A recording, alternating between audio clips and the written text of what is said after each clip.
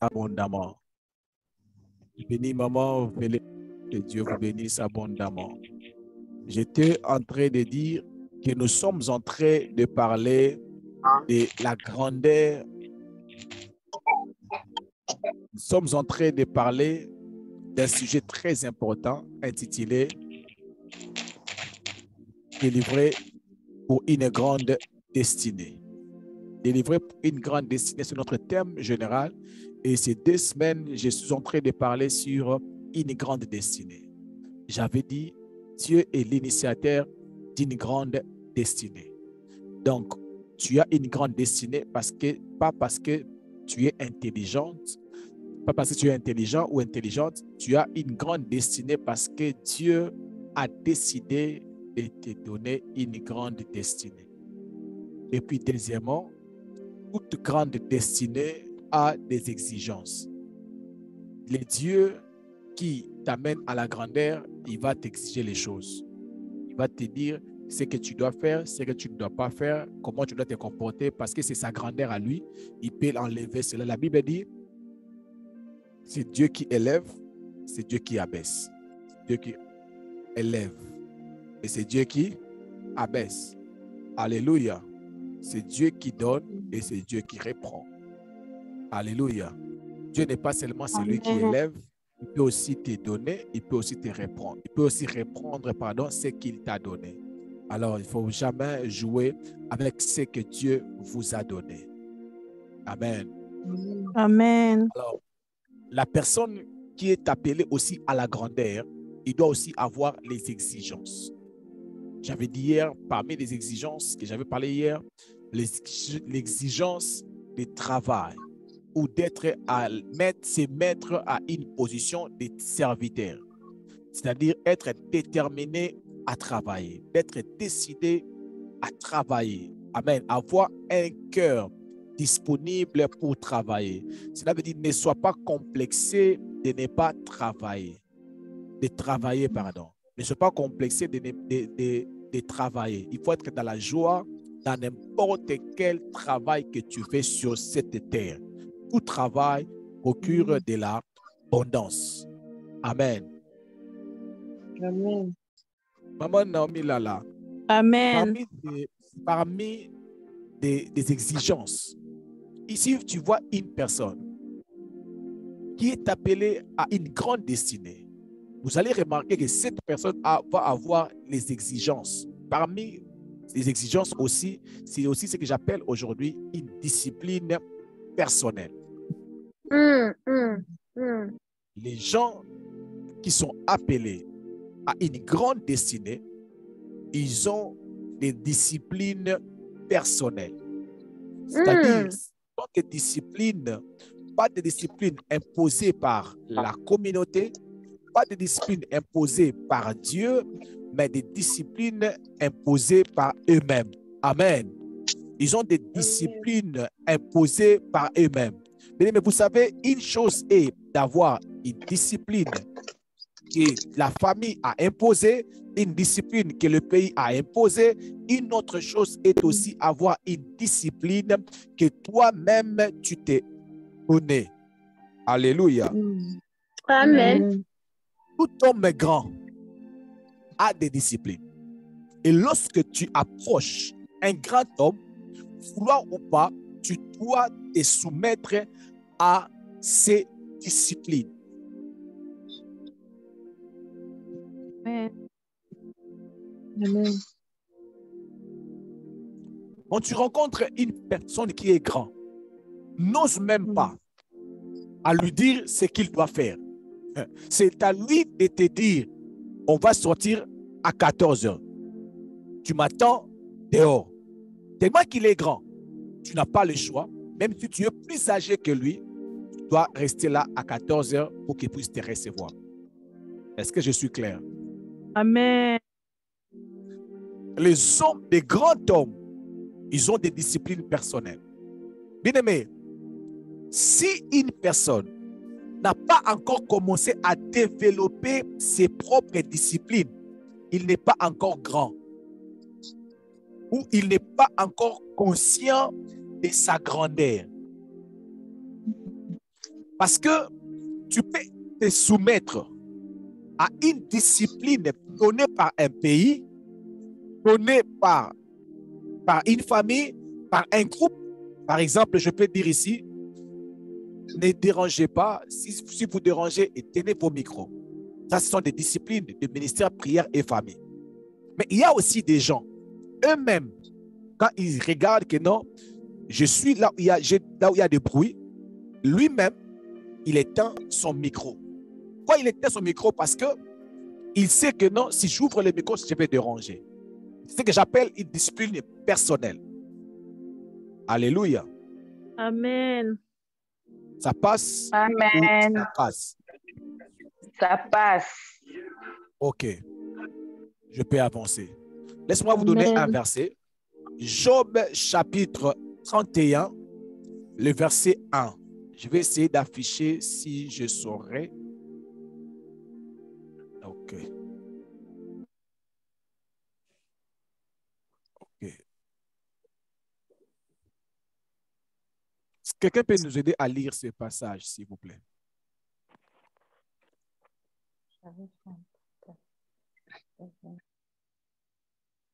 Quelqu'un peut nous aider à lire ce passage? J'avais fait un pacte avec mes yeux et je n'aurais pas arrêté mes regards sur une vierge. Est-ce que vous pouvez encore relire, s'il vous plaît, maman?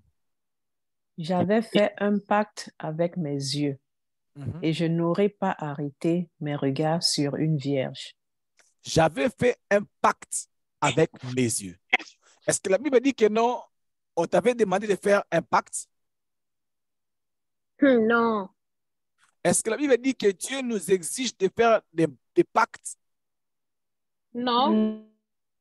Et dit la parole de Dieu, moi-même, j'ai fait quoi? J'avais fait un pacte avec mes yeux. Et je n'aurais pas arrêté mes regards sur une vierge. Yes. J'avais fait un pacte avec mes yeux que je n'aurais pas arrêté mes regards sur une vierge. Yes. Mais dans ces versets, l'auteur est en train de dire clairement que moi-même, j'avais fait un pacte avec mes yeux. Quand il s'agit d'une vierge, je ne veux pas m'arrêter à regarder une vierge. Alléluia. Amen. Ça, c'est un exemple facile, pratique d'une discipline personne. On nous montre une personne qui avait une discipline parce qu'il savait de quoi il avait été appelé. Lorsque tu sais exactement jusqu'où Dieu peut vous amener, bien-aimé, n'attends pas seulement qu'on puisse te discipliner, mais commence d'abord à te discipliner. Laisse-moi l'expliquer autrement. Vous savez pourquoi nous disciplinons nos enfants? Parce que nous croyons que nos enfants sont appelés à des grandes destinées. Amen. Lorsque nos enfants sont inconscients, ils ne se rendent pas compte de qui ils peuvent être dans la vie. Nous les disciplinons. Pourquoi nous les disciplinons? Parce que sans discipline, la grandeur qui est en eux ne va pas sortir. Sans discipline, mon frère, ma soeur, la grandeur qui est dans la vie de tes enfants ne vont pas sortir. Et tout enfant qui réussit ce stade-là de passer par des disciplines des parents, il finit par devenir grand. Mais si un enfant a échoué à cette discipline-là des parents, c'est fini pour cet enfant. Ça va être difficile pour cet enfant de se remettre encore sur le chemin. Je vais encore le dire autrement. Que chacun de nous retourne dans sa famille. Dans ta famille restreinte. Si vous êtes né au nombre de 4, au nombre de 10, au nombre de 8, au nombre de 3, regardez qui était soumise aux disciplines des parents. qui était en train de suivre les conseils des parents et qui est devenue cette personne, tu vas comprendre la puissance, la force d'une discipline à une grande destinée. Amen. Amen. Amen. Mais c'est quoi une discipline? Une discipline, c'est l'ensemble des règles de conduite que l'on s'épouse. Une discipline, c'est l'ensemble des règles de conduite. Cela veut dire, je veux me conduire de cette façon. Cela veut dire, je vais manger chaque 17 heures, chaque 18 heures, chaque 15 heures et chaque 20 heures. Je vous donne seulement un exemple. C'est les règles de conduite. Cela veut dire une façon de te conduire. Bien-aimé, n'attends pas seulement que ton pasteur, que ton leader puisse t'apprendre comment tu dois te conduire. Alléluia. Si une personne doit seulement être derrière vous pour vous apprendre comment se conduire, c'est que tu n'es pas d'abord conscient de ta grande destinée. Est-ce que je peux avancer? Amen. Une discipline et aussi les règles de conduite que l'on s'impose, comme par exemple une maîtrise de soi, sens de devoir. Cela veut dire, quand une personne est disciplinée, il a d'abord des règles de conduite et puis il sait se maîtriser. Alléluia. Être discipliné, c'est avoir aussi la maîtrise de soi. Être capable de se maîtriser. Alléluia. Amen. Avoir le sens du devoir. Cela veut dire savoir exactement ce que je dois faire. Comme j'avais dit, ce que tu dois faire, ce que tu ne dois pas aussi faire. Une discipline, c'est aussi une obéissance, une soumission aux règles données. Une soumission aux règles données. Mais après avoir suivi ces enseignements, je prie que chacun de nous puisse se mettre à une vie disciplinée parce que Dieu nous prépare à la grandeur. Amen. Je le répète, que chacun de nous se mettre à une discipline. Pourquoi? Parce que Dieu nous prépare à la grandeur. À la Dieu grandeur. nous prépare à la grandeur. Maman, mon frère ou ma soeur, ne pousse pas une personne qui n'est pas disciplinée. Tu auras des difficultés à arriver dans ta grandeur. Bien-aimé, tu veux savoir une personne qui ira loin. Vérifie simplement sa capacité de se discipliner. Il y a 5 choses que j'aimerais dire rapidement ici avant que j'avance. Only 2 plus this one melted her. Yes. La première des choses que j'aimerais que ceux qui sont en train de noter, notez ceci. Si tu n'es pas en mesure de te soumettre à la discipline d'un groupe ou d'un leader, tu ne seras jamais discipliné. Alléluia. Amen.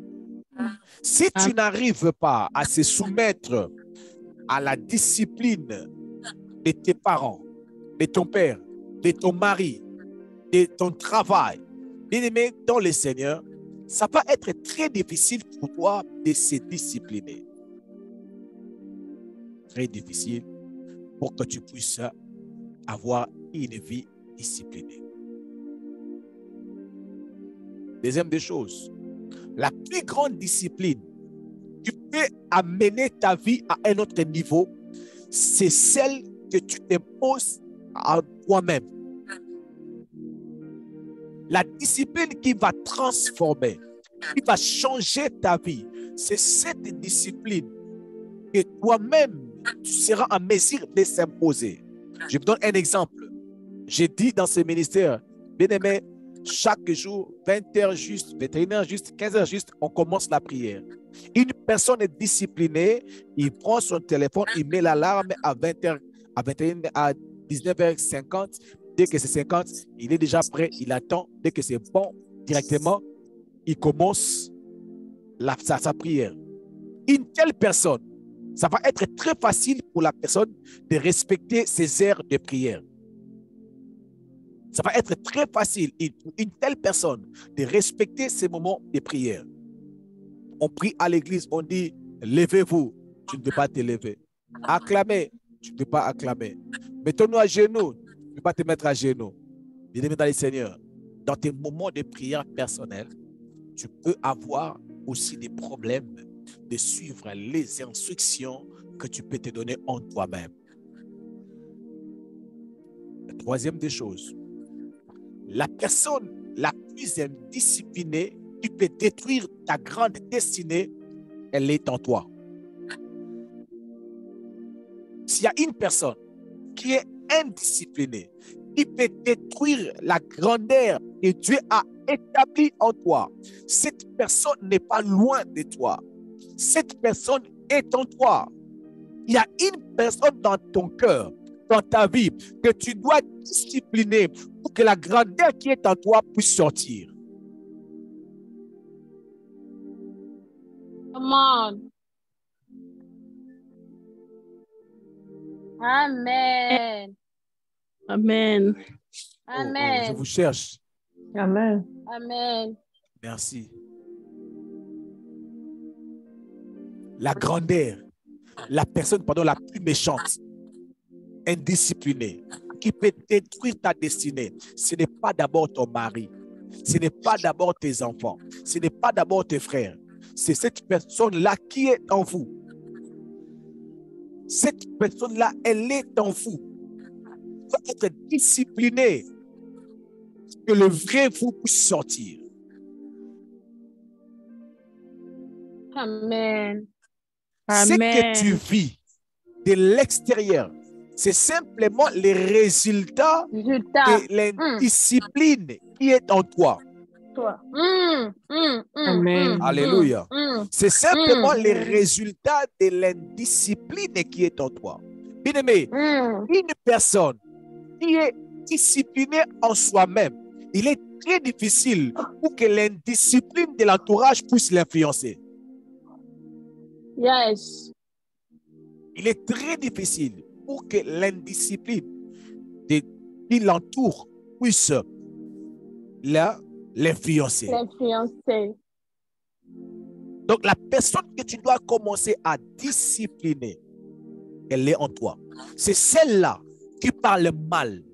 C'est celle-là qui prend les histoires des gens sans avoir remboursé. C'est celle-là, quand tu prends ce qui ne t'appartient pas, et l'autre te dit, ça, ce n'est pas pour toi. Toi-même, tu te dis, elle va faire quoi? Non, ce n'est pas grave. Alléluia. Est-ce que je peux avancer? Est-ce que Avance, je peux papa. avancer? Avance. Il y a une personne en toi qu'il faut les discipliner. Il faut discipliner sa façon de parler. Il faut discipliner sa façon de parler. Parce que toi, tu es appelé à la grandeur. Mais il y a une personne en toi qui ne parle pas bien et qui t'empêche de ne pas toucher à la grandeur. Bien-aimé dans le Seigneur, si tu le laisses sans pour autant le discipliner, il va t'empêcher de ne pas arriver à ta grandeur. Amen. Amen. Je suis encore dans mon introduction. J'arrive. La quatrième des choses à savoir, la discipline n'est pas une punition, mais une voie à la grandeur.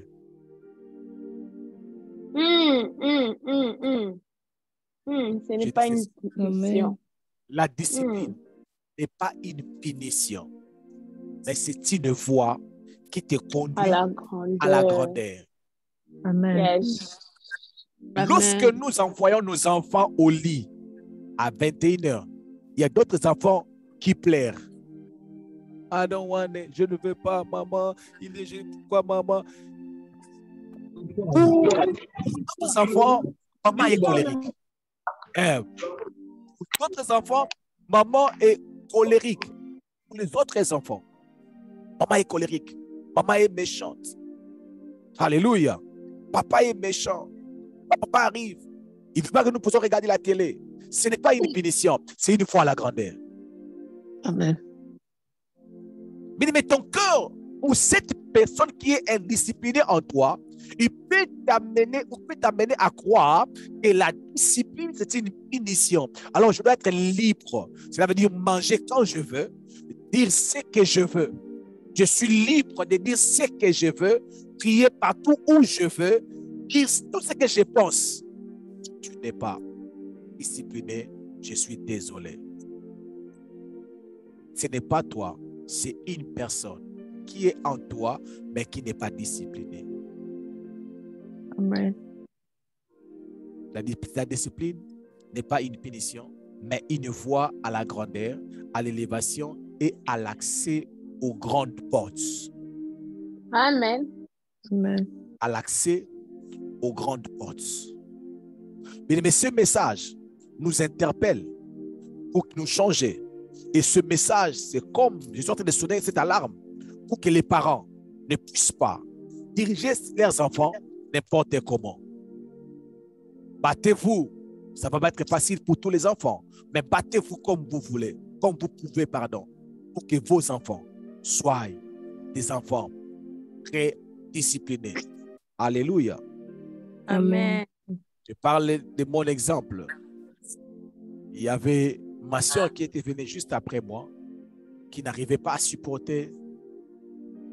Ma mère était tellement radicale. Ma mère frappait tellement. Mais ma petite soeur, elle n'avait pas voulu ce chemin-là. Ma mère insulte. Ma mère crie. Ma mère tape.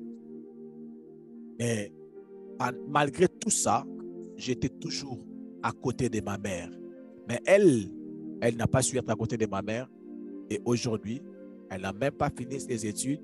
Mais moi, j'ai fini mes études. Amen. Amen. Je le finis parce que je supportais la discipline de ma mère qui a fait de moi ce que je suis devenu aujourd'hui. Amen. Même ici, nous sommes dans ce ministère prière et famille, on ne grandit pas tous de la même façon. Il y a des gens qui sont là avec toute leur liberté. Et au moment où nous parlons, au nom de leur liberté, ils ne sont pas stables. Ils ne sont jamais stables parce qu'ils ne sont pas disciplinés. Une personne qui n'est pas disciplinée n'est pas stable. La dernière des choses, avant que je donne les versets et que nous puissions clôturer. Nous disciplinons nous disciplinons nos enfants pour les rendre responsables de leur destinée. Pour les rendre responsables de leur destinée et qu'ils soient en mesure de se discipliner eux-mêmes.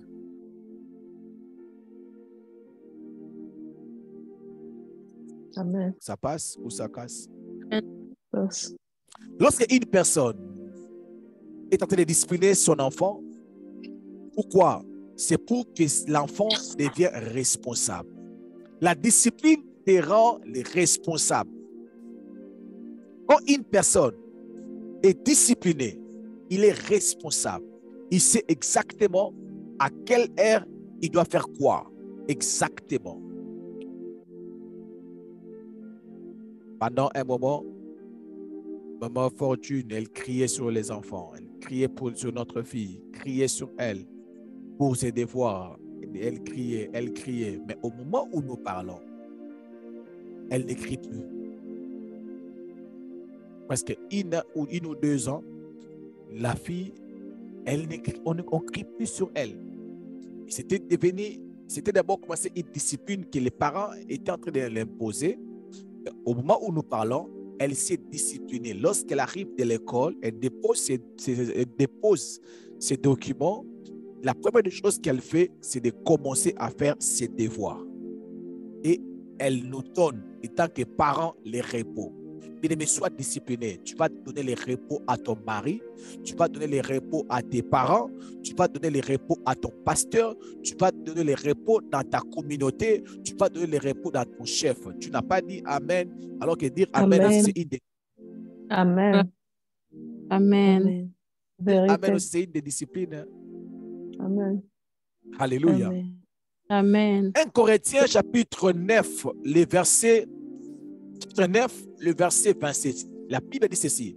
Je traite durement mon corps. Je le maîtrise sévèrement, de peur qu'après avoir proclamé l'évangile aux autres, je ne me retrouve moi-même disqualifié. L'apôtre Paul a dit, je traite durement mon propre corps. On ne m'impose pas de traiter durement mon corps. On ne me demande pas de traiter durement mon corps, mais moi-même, je traite durement mon corps. Mais la discipline personnelle, t'amènera à traiter ton corps durement. Alléluia. Mais le corps, si tu ne le traites pas durement, il y a des portes que tu ne vas pas entrer. Ah. Tu vas rater l'occasion de dire Amen. Amen. Amen. Je répète, l'apôtre Paul a dit ceci. Je traite durement mon corps, je le maîtrise sévèrement, de peur qu'après avoir prêché l'évangile aux autres, je ne me retrouve moi-même disqualifié. C'est pour ça que je dis ceci.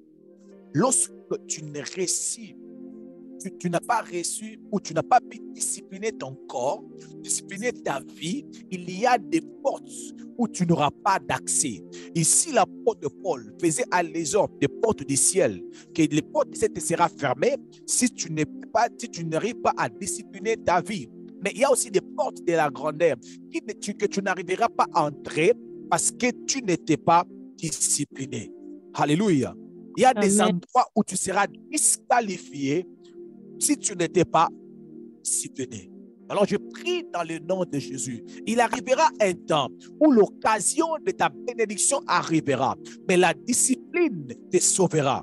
Oh my God. J'étais en train de dire, la discipline, ta propre discipline va te donner un accès aux autres portes. Alléluia. Amen. Dans le livre de Luc, chapitre 22, le verset 39, la Bible dit ceci. Alors il sortit et se dirigea comme d'habitude. Ici, on parle de Jésus. Alors il sortit et se dirigea comme d'habitude vers le mont des Oliviers. Ses disciples s'y rendirent aussi avec lui. Jésus avait comme habitude de prier. Alléluia. Chez Jésus, la prière était une discipline personnelle. Le Jésus grand avait comme discipline de prier. Il avait l'habitude d'aller à la montagne pour prier. Est-ce qu'il y a des gens ici en ce lieu qui ont l'habitude de prier, qui ont des disciplines de prier, qui ont des disciplines de lire la Bible? Alléluia. Amen. Est-ce que tu as cette discipline de lire la Bible? Est-ce que tu as cette discipline-là? Tu as des... Oh my God. Ce n'est pas vous, d'autres personnes. Leurs habitudes, je m'en fous. Leurs habitudes, advienne que pourra. Leurs habitudes, c'est ma vie. Leurs habitudes, je fais ce que je veux. Leurs habitudes, je suis libre. Leurs habitudes, que personne n'a le droit de me dire un mot. Ça, c'est leurs habitudes. Jésus avait une habitude de se lever pour la prière. Il avait ça comme une habitude. Pas comme une imposition, mais comme une habitude. D'autres versions ont dit comme la coutume. Et que le Seigneur Dieu puisse t'aider, que Jésus puisse t'aider de la même façon qu'il avait l'habitude de prier, que tu puisses développer aussi l'habitude de jeûner, l'habitude de prier, l'habitude de donner la dîme, l'habitude de prier le matin. C'est que tu puisses développer cette habitude. Si c'est ton cas, je te dis que Dieu puisse te donner la force au nom de Jésus. Amen. Je disais que Dieu puisse vous donner, que Dieu puisse vous accorder la grâce, que Dieu puisse vous accorder cette grâce au nom de Jésus. Au nom de Jésus. Que Dieu puisse vous accorder, que Dieu puisse nous accorder cette grâce. Amen. Amen. Maman, grâce peut nous aider à lire ce verset, s'il vous plaît.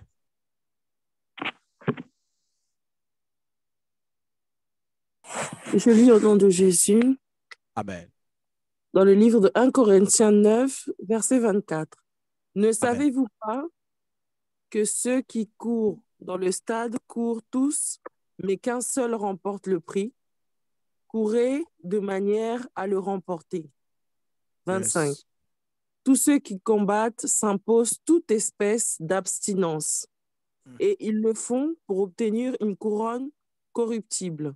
Mais nous, faisons-le pour une couronne incorruptible. Moi donc, je cours, non pas comme à l'aventure, je frappe, non pas comme battant l'air. Amen. Amen. Alléluia. Bien-aimés, dans ces versets que nous avions lus, l'apôtre Paul a dit ceci. Mais savez-vous pas que ceux qui courent dans les stades courent tous, mais qu'un seul remporte les prix. Un seul remporte les prix. Courez de manière à remporter les prix. Tous ceux qui combattent s'imposent toutes sortes d'espèces d'abstinence. Il faut obtenir une couronne corruptible. Mais vous savez, il y a des résultats qui sortent, des résultats de vos efforts, qui sortiront simplement par votre capacité de s'imposer de toute espèce d'abstinence. Alléluia. Il y a des qui ne sont pas couronnés. Simplement, ces efforts rencontrent une vie qui n'est pas disciplinée. Il y a des grandeurs qui devaient normalement sortir. Il y a des couronnes que tu devais normalement recevoir. Mais tu n'es pas en train de courir de manière à remporter des couronnes. Alléluia. Amen. On peut tous prier.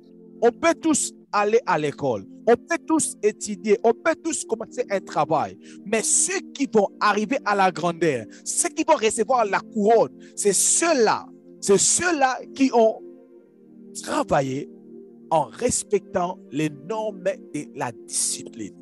Soit un chrétien discipliné, soit un enfant discipliné, soit un homme de Dieu discipliné, soit une femme disciplinée, soit un collaborateur discipliné. Alléluia. Soit un pasteur discipliné, soit un mari discipliné.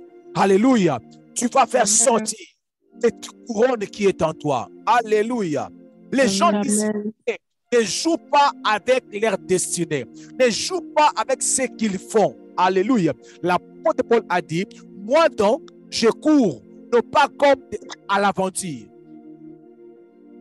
Je cours, non pas comme à l'aventure. Je frappe, non pas comme battant l'air. Il y a des gens qui courent comme de l'aventure. Il y a des gens qui font des choses comme s'ils blaguent. Ils font ses business comme s'ils blaguent. Ils font les commerces comme s'ils blaguent. Ils prêchent comme s'ils blaguent. Alléluia. Ils dirigent une prière comme s'ils blaguent. Bien dans le Seigneur, ne blague pas à chaque fois que tu as l'occasion de faire quelque chose. Est-ce que je peux parler à quelqu'un? Amen. Amen.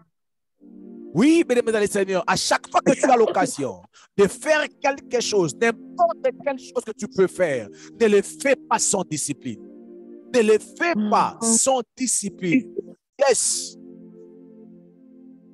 Ne le fais pas sans discipline. Parce que vous n'avez aucune idée de ce que cela peut faire dans votre vie. L'apôtre Paul a dit, moi je cours pas comme à l'aventure. Je ne blague pas, je ne joue pas. Quand tu es discipliné, tu mettras des blagues, des jeux à côté. Alléluia. Il y a un temps pour toutes choses. Ta destinée n'a pas besoin de blagues pour avancer. Ta destinée, même les comédiens, je fais du théâtre, je fais le théâtre. Même les gens qui font du théâtre, qui nous font rire, ils sont des gens très disciplinés. Alléluia. Ils vous font rire. Ils vous font rire. Mais dans leur maison, ce sont d'autres personnes. Alléluia. Amen. Vous allez, même dans nos pays, nos musiciens qui font danser nos enfants à moitié nés, leurs enfants, ils étudient en dehors du pays.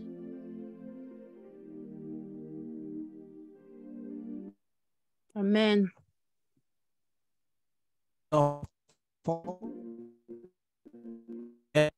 Enfants, tu dis allô? Vous m'entendez? Amen. Amen. Ok, je m'excuse, la connexion a dérangé. Leurs enfants étudient en dehors du pays. Il y a même d'autres, vous demandez à leurs enfants, chantez les chansons de ton père. Il va te dire, ne connais pas ça. Je pourrais dire à une personne, tu as une grande destinée devant toi. Sois discipliné. Alléluia. Amen. Sois discipliné. Je ne sais pas pourquoi j'insiste sur celui qui tresse les cheveux. Tu tresses les cheveux, ne permets pas à n'importe qui de venir dans ta vie, dans tes affaires, jouer. Venir dans tes affaires, imposer ses lois. Venir dans tes business, te critiquer, te d'humilier. Respecte ton travail. Respecte l'œuvre de ta main. Il n'y a que toi-même qui peux donner de la valeur aux choses que le Seigneur Dieu a mis en vous. Ce n'est pas ton voisin, ce n'est pas ton voisin, c'est toi-même qui peux donner de la valeur, le respect de ta destinée. La discipline personnelle t'amène à donner le respect sur ta destinée. Est-ce que je peux parler à une personne? Amen. Amen. Amen. Parle, papa. Même le diable qui combat ta vie, il est discipliné. Même Satan qui t'attaque, qui ne veut pas que tu puisses réussir, il ne veut pas que tu puisses te marier, lui-même, il est discipliné. Son royaume est organisé.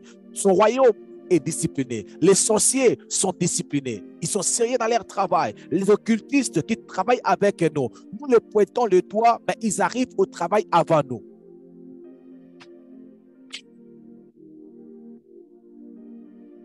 Un occultiste, il va arriver au travail avant toi. Mais toi, un chrétien, tu vas arriver en retard et tu vas dire au manager, j'étais à l'église avec le pasteur Timothée. Ah, l'esprit était fort, on a débordé. Dieu vraiment était fort. Really? Est-ce que moi, je vous ai prêché ça? Quand c'est l'heure du travail, tu arrêtes. Tu pars au travail. Est-ce que je peux avancer? Amen. J'aimerais prier pour nous. Je suis arrivé à la fin. J'aimerais prier pour nous. La raison pour laquelle j'ai donné ce message, ou j'ai tenu à donner ce message, parce que le Seigneur m'avait dit, tous ces derniers temps ici, Dieu m'a dit qu'il est en train de libérer sa bénédiction dans ce ministère. Alors, nous devons nous préparer. C'est une préparation à une grande bénédiction. C'est une préparation à une grande bénédiction. C'est une préparation à des grandes bénédictions. Je suis en train de dire à quelqu'un, c'est une bénédiction, c'est une occasion pour ta bénédiction. Amen. Amen. Oui, bien-aimé dans le Seigneur, j'aimerais que là où tu es, que tu commences à prier le Seigneur. La semaine prochaine, nous allons commencer sur notre grand sujet intitulé « Si tu ne pries pas ». 3 points de suspension. Si tu ne pries pas. Nous allons commencer ça la semaine prochaine et nous allons diriger cela selon que l'Esprit de Dieu va nous amener. Ça va être mélangé avec des prières, mélangé avec des prières, mélangé avec des retraites, mélangé avec des prières parce qu'on doit prier. Et le Seigneur Dieu vous bénisse abondamment. J'aimerais que nous puissions prier le Seigneur. Alors, j'aimerais que là où tu es, que tu puisses simplement commencer à dire à Dieu, Seigneur, je suis prêt pour ce décollage. Je suis prêt pour ces grandes choses que tu as préparées en moi, dans ma vie. Je déclare dans le nom puissant de Jésus-Christ de Nazareth que chacun de nous, en ces lieux, appelé à une vie de grandeur. Père, je déclare dans le nom de Jésus qu'il entre dans une vie disciplinée. Dans le nom puissant de Jésus-Christ de Nazareth. Nous ne voulons pas être ceux-là qui marchent sans des principes personnels. Que nous-mêmes, nous soyons en mesure d'imposer des disciplines qui nous poursuivra notre vie. au nom de Jésus. Que nous puissions aussi donner naissance aux enfants disciplinés, au nom puissant de Jésus-Christ de Nazareth. Père, je prie pour tous les enfants enseignés dans ce ministère, que les parents n'arrivent pas à maîtriser. Père, je prie dans le nom de Jésus-Christ de Nazareth, accorde de l'énergie, accorde la force, accorde de l'onction dans la vie de ces parents, afin qu'ils soient en mesure, par leurs conseils, par leur méthode de discipline, que leurs enfants se soumettent. Comme l'apôtre Paul a dit, nous amenons toutes pensées, captives à l'obéissance de Christ. De la même façon que je prie, que nous amenons tout enfant dans ce ministère captif à l'obéissance de leurs parents. Au nom de Jésus-Christ de Nazareth, laisse que les paroles, les conseils des parents puissent sonner grave dans les oreilles de leurs enfants. Au nom puissant de Jésus-Christ de Nazareth, que les enfants se sentent obligés de se soumettre au règlement des parents, au règlement des papas et des mamans. Dans le nom puissant de Jésus-Christ de Nazareth. Je déclare, ceux qui sont en train de poursuivre leurs rêves professionnels, leurs rêves de ministère, je déclare dans le nom de Jésus qu'ils puissent bâtir leur vie à une vie de discipline. Au nom puissant de Jésus-Christ de Nazareth, nous avons ainsi prié et nous déclarons, nous disons, merci Seigneur Jésus-Christ. Merci Seigneur Jésus-Christ. Merci Seigneur.